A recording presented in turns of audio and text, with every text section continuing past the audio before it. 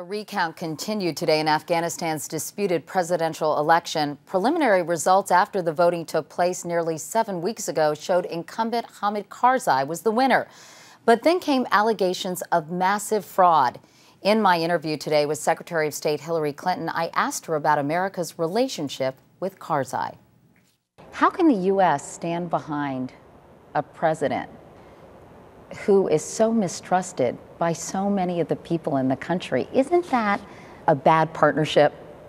You know, Katie, we're going to have to expect a lot more.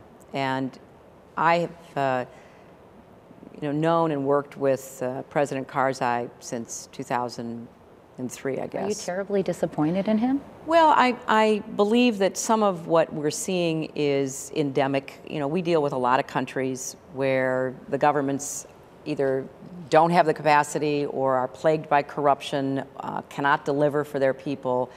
And we know that we have to figure out how better to work with them. And at the end of the day, the people of Afghanistan have to believe that they have a government that's on their side. But they Otherwise, don't. Well, some do and some don't. They don't think they have an alternative. They've got to believe that they're going to be protected. And in our conversations with people below the presidential level, people working in the national government and people down in the local areas, the village elders, you know, they all say the same thing: help us to be able to protect ourselves and then leave. But the question is, how long will it be before the U.S. can leave?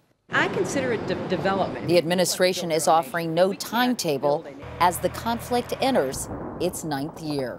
We have to figure out how much patience we have and what sacrifices we're willing to make. I mean, you know, we still have troops in Europe and we still have troops in South Korea. And a lot of the governments that we have supported with that kind of very heavy footprint, as well as financial aid and development and all the rest, in the last 50 or 60 years, took a while to evolve. We may have a limited presence there for many years. Well, I think, I'm not going to characterize what our presence is, but I think it's important for us in the government to make the case to the American people that when we have horrible tragedies like what happened at Wanat, or this recent terrible ambush and killing of our American soldiers of the last week, that this, as painful and horrible as it is, does have a direct relationship to protecting our country, our interests, and our allies, and our way of life. And I think that's, you know, that is a case that has to be made, and it's up to the American people to decide whether they agree with it, and it falls on the president to make the decision about how we proceed.